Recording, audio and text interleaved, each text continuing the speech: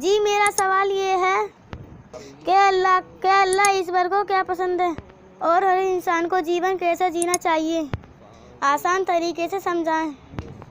بہت اچھا سوال کیا ہے کہ سنسار کے سچے مالک اللہ ایشور کو کیا پسند ہے اور انسان کو جیون کیسے جینا چاہیے۔ تو دیکھیے، سنسار کے سچے مالک اللہ ایشور کو یہ پسند ہے کہ دنیا کا ہر انسان اسی کا پیدا کیا ہوا ہے۔ دنیا کا ہر انسان اس کی اپنے اندر اس کی بنائی ہوئی رچنا کے آدھار پر پوری طرح ایمانداری پر چلے، سچائی پر چلے، سچائی پر چل کر اس کی مرضی پر جیون جیے اور پوری طرح برائی سے بچ کر اچھائی پر چل کر جیون جیے اور اس مالک کو راضی کرے اور اس دنیا کے دھوکے کو پہچانے۔ اللہ نے آنکھ کان دیے ہیں تو اس دنیا کے دھوکے کو پہچانے کہ یہ زندگی اتنی بیکار ہے کہ اس کے ختم ہونے کا اگلے پل کا بھی بھروسہ نہیں ہے۔ یہ دنیا دکھوں کا گھر ہے، بیماریوں کا گھر ہے، خطروں کا گھر ہے، موت کا گھر ہے، مصیبتوں کا گھر ہے۔ تو اس دنیا کے دھوکے کو پہچانے، دھوکے پہ جیون نہ جیے، اس دنیا کو ہمیشہ کا گھر سمجھ کے نہ جیے، یہ سمجھ کے جیے کہ میرا ایک مالک ہے، میری جان اس کے قبضے میں ہے، لہٰذا اس کی رچنا میرے اندر رچی ہوئی ہے، مجھے پوری طرح اچھائی پر چل کر برائی سے بچ کر اس کے حکموں کی دنیا میں پہچان کر کے، اس کی پہچان کر کے اور مجھے اپنے مالک کو راضی کر کے اس دنیا سے جانا ہے اور اصل جیون موت کے بعد ہے، وہاں پر کامیابی پانا ہے۔ اب جو لوگ دنیا میں مکار ہیں وہ کیا کہتے ہیں کہ سچائی کے راستے میں دکھ ہی دکھ ہیں، سچائی کے راستے پہ کون چل رہا ہے، اور پھر اس دنیا کے چکر میں بے ایمانی کرتے ہیں، دوسروں پر ظلم کرتے ہیں، زیادتی کرتے ہیں، دوسروں کا حق مارتے ہیں، مکاری کرتے ہیں، ایشوری رچنا کے خلاف چلتے ہیں، جھوٹ پر چلتے ہیں، بے ایمانی پر چلتے ہیں اور یعنی دھوکے میں جیون جیتے ہیں، دنیا کو ہمیشہ گھر سمجھ کے جیون جیتے ہیں، زندگی کو ہمیشہ کی زندگی سمجھ کر جیون جیتے ہیں اور حقیقت میں زندگی کے ختم ہونے کا اگلے پل کا بھی بھروسہ نہیں ہے۔ تو اللہ تعالیٰ نے اس دنیا کا سسٹم جو بنایا ہے وہ اپنے بندوں کو چھانٹنے کے لیے بنایا ہے، امتحان کے لیے بنایا ہے، ٹیسٹ لینے کے لیے بنایا ہے، اسی لیے اس کو ایسا بنایا ہے کہ اس کو موت کا گھر بنایا ہے، دکھوں کا گھر بنایا ہے، بیماریوں کا گھر بنایا ہے، خطروں کا گھر بنایا ہے، مصیبتوں کا گھر بنایا ہے، دکھوں کا گھر بنایا ہے۔ لیکن اس سے پہلے ایک دنیا بنائی جو جنت، جس کا نام جنت ہے، سورگ ہے، وہ دنیا ایسی بنائی کہ وہ دکھوں سے پوتر ہے، موت سے پوتر ہے، بڑھاپے سے پوتر ہے، پریشانیوں سے پوتر ہے، مصیبتوں سے پوتر ہے، بیماریوں سے پوتر ہے۔ اسی لیے اس کی اچھائیں ہمارے اندر رکھ دی ہیں۔ ہم کبھی مرنا نہیں چاہتے مگر اس دنیا میں ہمیں مرنا پڑے گا، ہم کبھی دکھ نہیں چاہتے، یہاں ہمیں دکھ ملتے رہتے ہیں، ہم کبھی بڑھاپا نہیں چاہتے، یہاں انسان بوڑھا ہوتا ہے، ہم اچھی صحت کو نہیں چاہتے کہ بیماری لگ جائے مگر یہاں بیمار ہونا پڑتا ہے۔ تو اس سے آپ سمجھ سکتے ہیں کہ ایک دنیا ہے جس کی اچھائیں ہمارے اندر رکھی ہیں اور اس دنیا کو اس مالک نے امتحان کا جہان بنایا ہے، اچھے اور برے کو چھانٹنے کا جہان بنایا ہے۔ اسی لیے اس نے ہمارے اندر اپنی رچنا کو رکھا ہے اور اس کو یہ پسند ہے کہ میری بنائی ہوئی رچنا کے آدھار پر پوری طرح ایمانداری پر چل، برائی سے بچ اور بن دیکھے میری پہچان کر، میرے حکموں کو پہچان، میری بنائی ہوئی رچنا کے آدھار پر مجھے راضی کر کے آ، اور جو تیرے اندر اچھائیں ہیں جنت کی، سورگ کی، انہیں یہاں پوری نہ کر، یہاں پوری نہیں ہو پائیں گی، پھر مرنے کے بعد سورگ میں اپنی اچھائیں پوری کر۔ تو یہ دنیا اللہ نے امتحان کا جہان بنایا ہے، اسی لیے اللہ کے نزدیک، سنسار کے سچے مالک کے نزدیک اس دنیا کی ویلوکیشن مچھر کے پر کے برابر بھی نہیں ہے۔ تو اس دنیا کی قدر، عزت، ویلوکیشن اللہ کے نزدیک ایک مچھر کے پر کے برابر بھی نہیں ہے۔ اس لیے جو انسان اس دھوکے کی دنیا میں دوڑ لگاتا ہے، زندگی کا اگلے پل کا بھروسہ نہیں اور زندگی کو کامیاب بنانے کی دوڑ لگا رہا ہے دنیا میں، تو وہ انسان اللہ کی نظروں میں گر جاتا ہے، کیونکہ اللہ نے اپنے لیے بنایا ہے کہ میری بنائی ہوئی رچنا کے آدھار پر مجھے راضی کر کے آؤ۔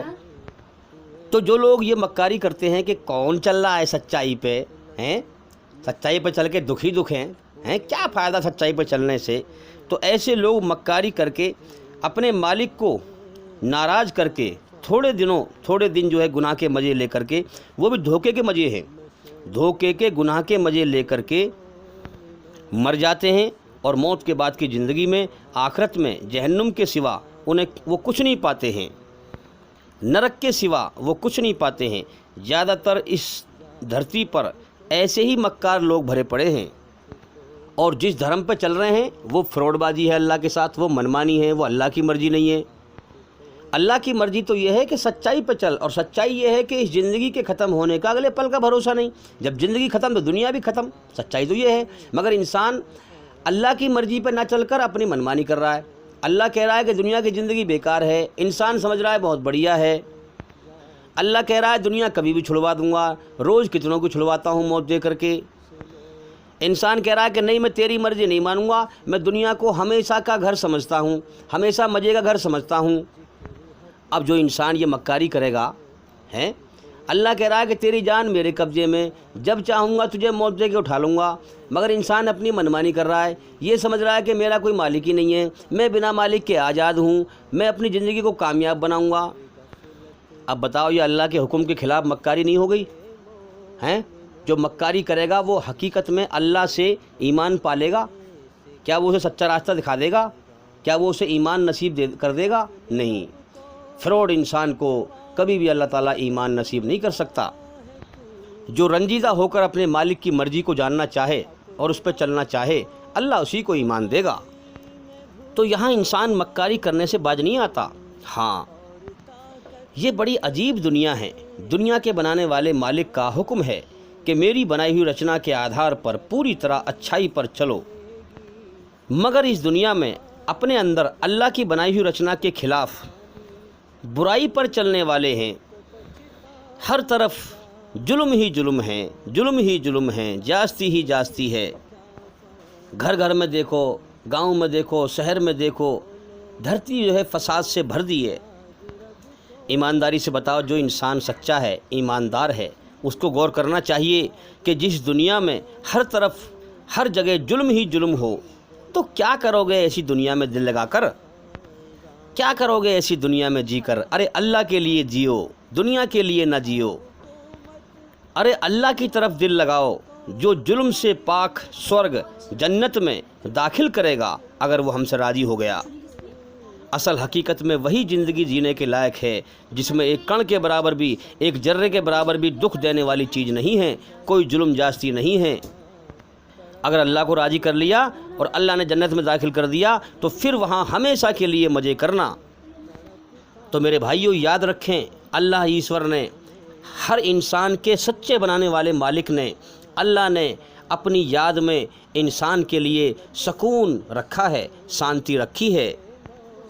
دنیا اور شیطان کو ہاں انسان کے لیے ٹیسٹ کا ذریعہ بنایا، امتحان لینے کا ذریعہ بنایا، تاکہ انسان دنیا کے سارے دھوکے کو پہچان کر اور شیطان کے دھوکے کو پہچان کر اور اپنے بنانے والے سچے مالک اللہ کا احسان پہچان کر کہ اس کا سب سے بڑا احسان ہے، اس نے مجھے جیون دیا، اب مجھے کھلا رہا ہے، پلا رہا ہے۔